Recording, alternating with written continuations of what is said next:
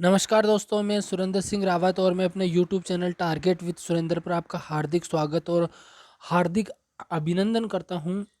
दोस्तों, मैं second grade teacher और मैं आपको सेकंड ग्रेड की तैयारी करवा रहा हूं और उसमें राजस्थान जीके के हिस्ट्री से संबंधित लगातार वीडियोस में डाल रहा हूं। आप वीडियो को बिल्कुल स्किप नहीं करें, ध्यान से पढ़ें। ये आपके सिलेबस में है राणा सांगा और यहाँ से एक प्रश्न निश्चित रूप से एग्ज़ाम में पूछा जाता है, तो आप वीडियो को बिल्कुल भी स्किप मत कीजिए और पूरा डिटेल से राणा सांगा को समझिए। और उसके बाद में आप इसका बार बार इस वीडियो को आप जब भी फ्री होते रेस्ट कर रहे होते हैं तो चला के छोड़ दीजिए और कानों में पढ़ने दीजिए आवाज़, और आपको निश्चित रूप से याद हो जाएगा ये और एग्ज़ाम में आपको सफलता निश्चित रूप से मिलेगी। पुराने वीडियोस नहीं देखे तो निश्चित रूप से जाके देखें, वहाँ भी आपको निश्चित रूप से लाभ होगा। चैनल पे नए हो तो चैनल को सब्सक्राइब करें, वीडियो को लाइक करें और शेयर ज़रूर करें। मैं आपके लिए इतना कर रहा हूँ तो आप मेरे लिए इतना कर सकते हैं।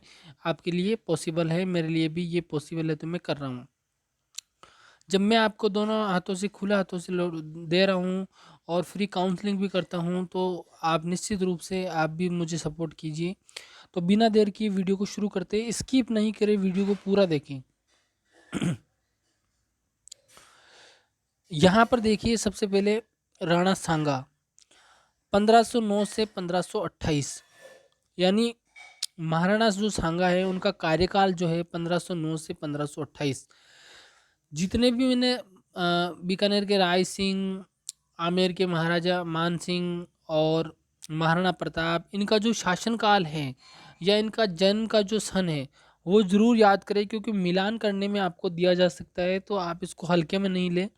तो महाराणा सांगा 1509 से 1528 तक राजा रहते हैं। सांगा का जन्म 12 अप्रैल 1482 को हुआ।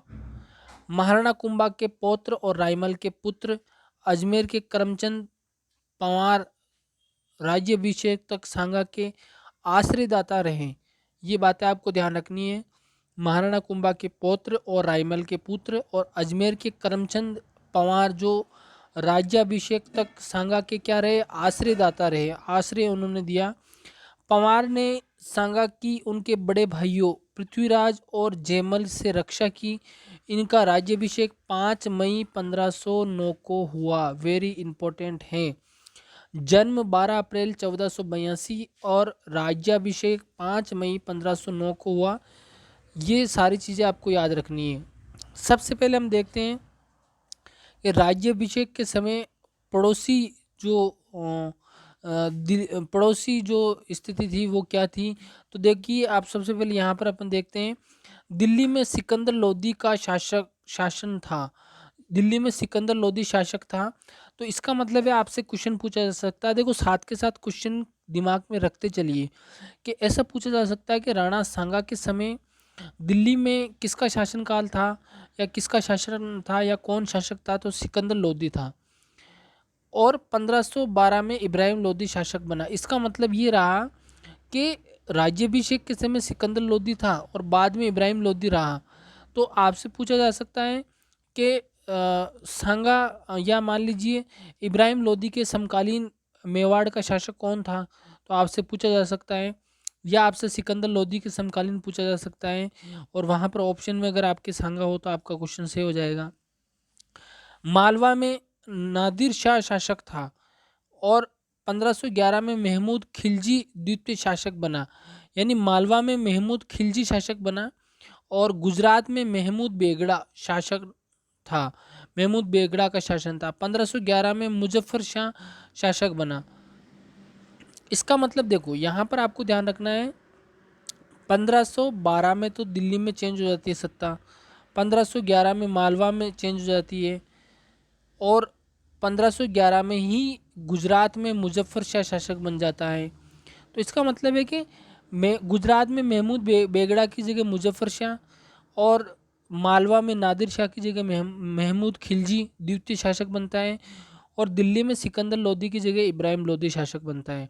इसका मतलब हो गया है कि जब शासक बना राणा सांगा, उसके समय सिकंदर लोदी के बाद इब्राहिम लोदी, मालवा में नादिर शाह के स्थान पर महमूद खिलजी द्वितीय और गुजरात में महमूद बेगड़ा के बाद में मुजफ्फर शाह शासक बने।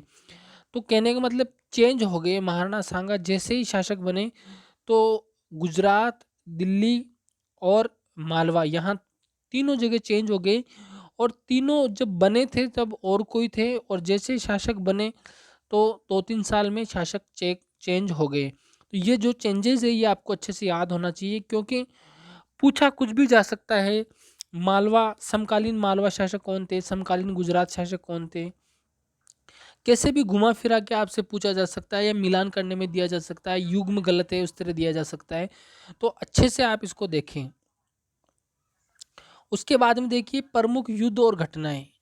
प्रमुख युद्ध कौन कौन से हुए और कौन कौन सी घटनाएं हुई। तो यहाँ पर देखिए खातौली और बाड़ी। सबसे पहले हम देखते हैं खातौली और बाड़ी। यहाँ पर हम देखते हैं खातौली और बाड़ी। सिकंदर लोदी की मृत्यु के बाद इब्राहिम लोदी का अपने छोटे भाई जलाल खां के साथ युद्ध हुआ, और सल्तनत की इस अव्यवस्था के चलते सांगा ने दिल्ली के अधीन पूर्वी राजस्थान के क्षेत्रों पर अधिकार कर लिया।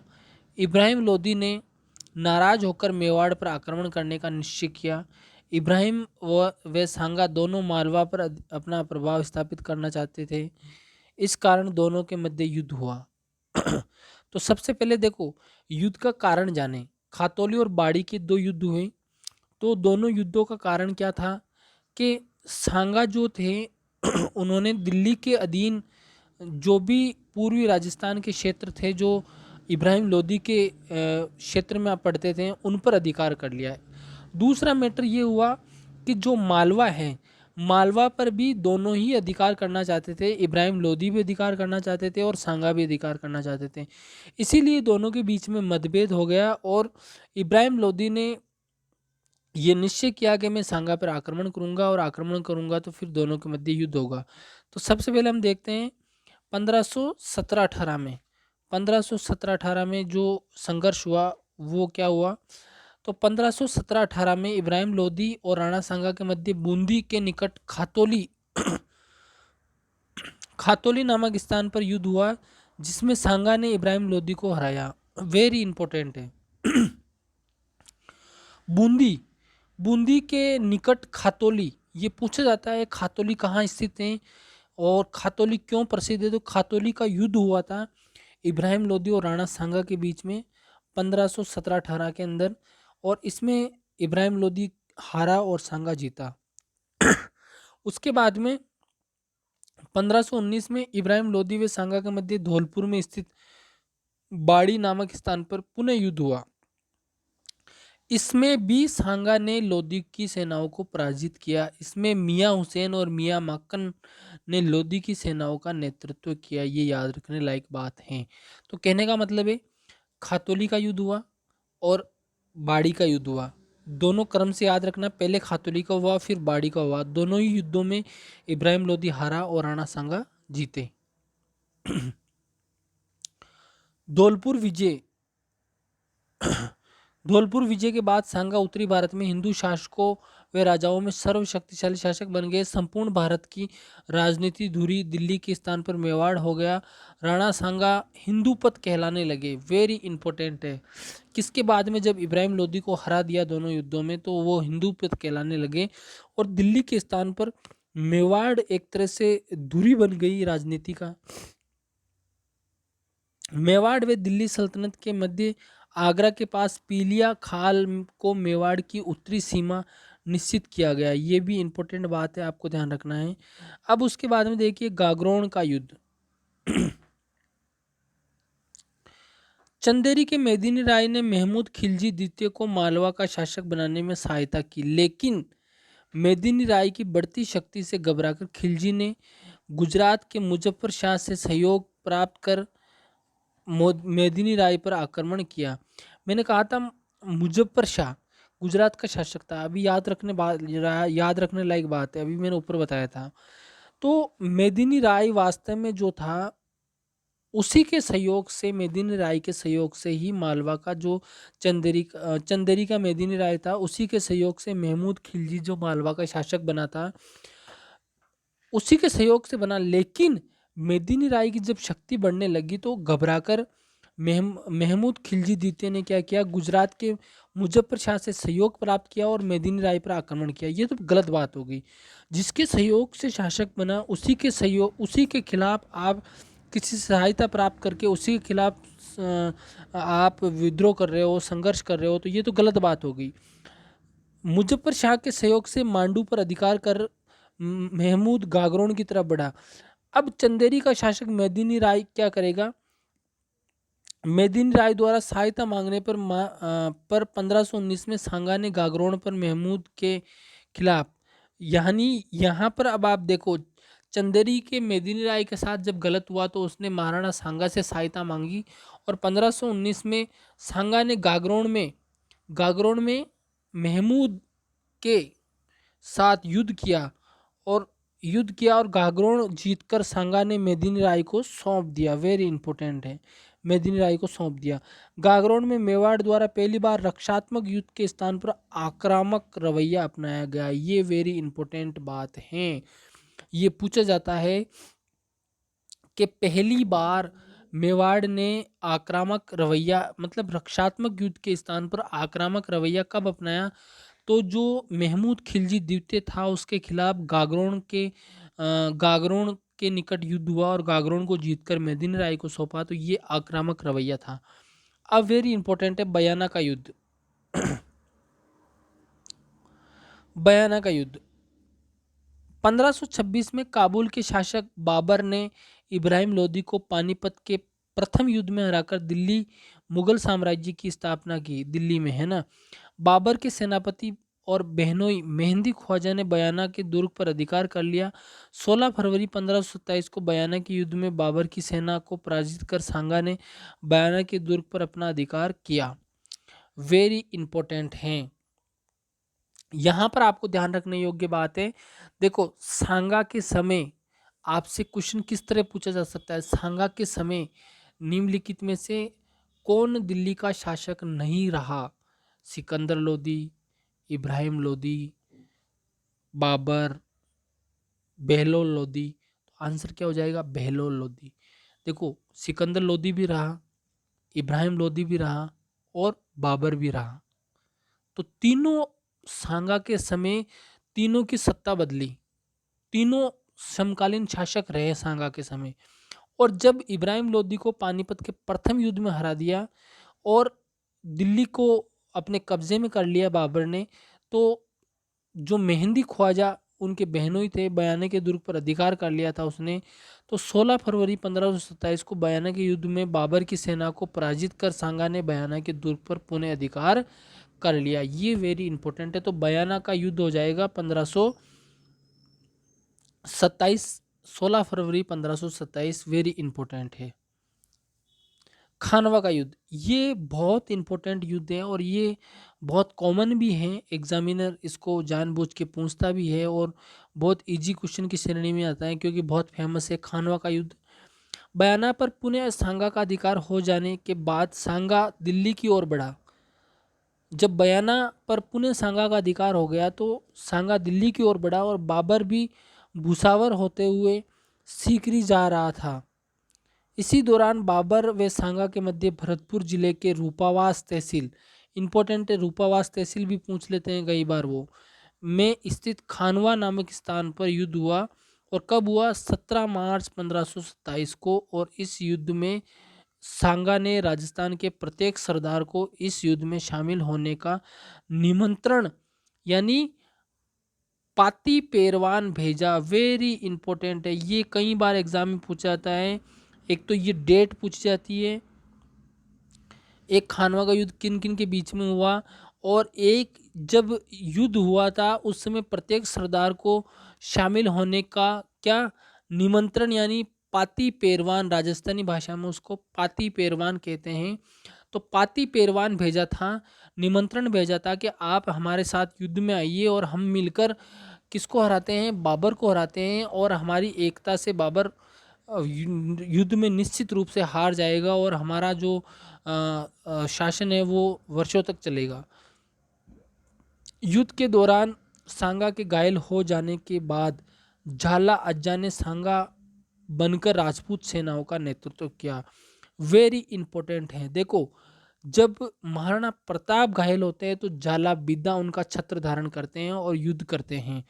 महाराणा सांगा घायल होते हैं तो यहाँ पर झालाअज्जा उनका छत्र धारण करते हैं और युद्ध करते हैं। ये दोनों बातें आपको बहुत अच्छे से ध्यान रखनी है। एग्जामिनर दोनों ऑप्शन में देगा, वो किसका पूछता है कि किसका नेतृत्व किसने किया, तो आपको दोनों का ध्यान रखना है, कंफ्यूज नहीं होना है।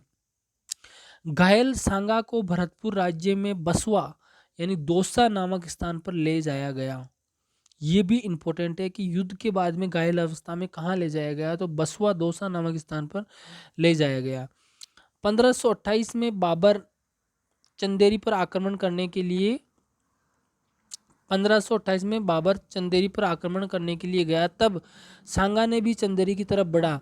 सांगा को पुनः युद्ध में शामिल होते देख युद्ध विरोधी शासकों ने कालपी नामक स्थान पर सांगा को विष दे दिया। वेरी इंपॉर्टेंट है।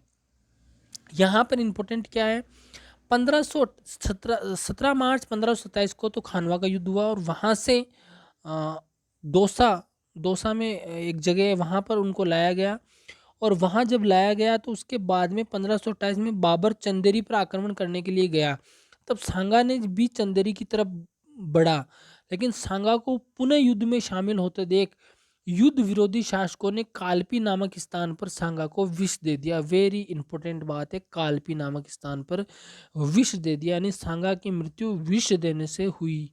उनके खुद के सरदारों ने विष दे दिया कि ये युद्ध में पुणे जा रहे हैं और मजबूरी में हमें भी इनके साथ जाना पड़ेगा और बाबर से टक्कर लेना भारी पड़ जाएगा और हम युद्ध में मारे जाएंगे। इस बात से घबराकर उनके खुद के सरदारों ने ही सांगा को कालपी नामक स्थान पर विष दे दिया।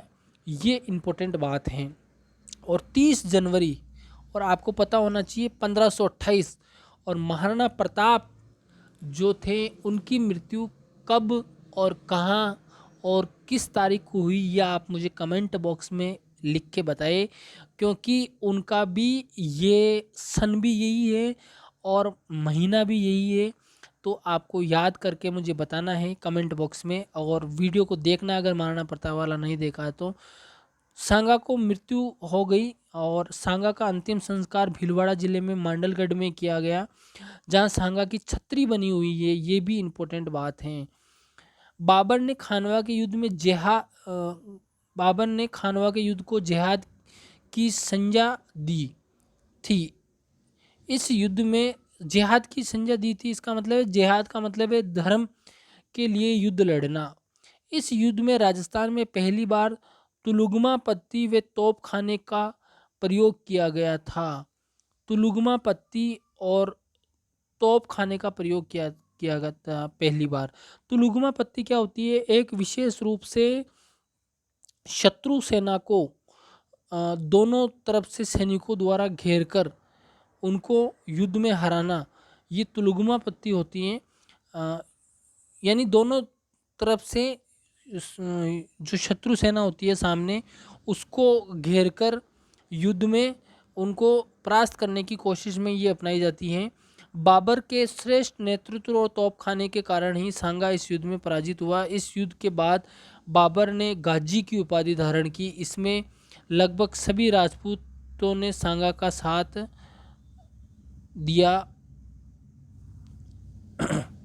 खानवा में प्रमुख सहयोगी शासक कौन कौन रहे, ये कई बार एग्जाम में पूछा गया है कि कौन कौन सहयोगी रहे। तो खानवा के युद्ध में सांगा के कौन कौन सहयोगी रहे, तो देवलिया के रावत बाग सिंह, बीकानेर के कल्याणमल, सादड़ी के झालाअज्जा, मेड़ता के रायमल राठौड़, आमेर के पृथ्वीराज कछुआ, सलम्बर के रावत रतन सिंह, जोधपुर के राव गंगा और मालदेव, गोगुंदा के झालासज्जा, चंदेरी के मेदिनी राय और वीरमदेव, ईडर के भारमल और वीरमदेव मेड़तिया, वागड़ के खेत सिंह और रावल उदय सिंह, ये प्रमुख सहयोगी रहे। प्रमुख सेनापति कौन कौन थे सांगा के, तो ये भी वेरी इंपॉर्टेंट है। प्रमुख सेनापति कौन कौन थे, तो सांगा का एकमात्र मुस्लिम सेनापति हसन खां मेवाती था। मालदेव मारवाड़ की सेनाओं का नेतृत्व किया। ये भी एग्जाम में पूछा जाता है कि मारवाड़ की सेनाओं का नेतृत्व किसने किया, तो मालदेव ने किया था खानवा के युद्ध में। अन्य चंद्रभान, भूपत राय, माणिक चंद, दलपत रावत जग्गा, करमचंद। सांगा अंतिम हिंदू शासक था जिसके नेतृत्व में सभी राजपूतों ने विदेशियों को भारत से भगाने में सम्मिलित प्रयास किया। सांगा भारतीय इतिहास में हिंदू पथ के नाम से विख्यात हुए और सांगा ने अपने देश के गौरव की रक्षा में एक आंख, एक हाथ और एक पैर और उनके शरीर पर 80 घाव थे। 80 घाव, ये भी फैक्ट पूछा गया एग्जाम में, 80 घाव। तो ये सब कुछ सांगा ने किया अपने धरती के लिए, अपनी राज्य के लिए, अपने राज्य के निवासियों के लिए, अपने देश के लिए सब कुछ त्याग दिया। और इनकी लड़ाई के अंदर बहुत ही वीरता है। और ये हम कह सकते हैं कि ये टॉपिक जो है सांगा का सेकंड ग्रेड में निश्चित रूप से एग्ज़ाम में पूछा जाता है। और इसमें जो बातें बताई अगर उतनी भी आप याद कर लोगे तो आपके लिए काफ़ी होगा।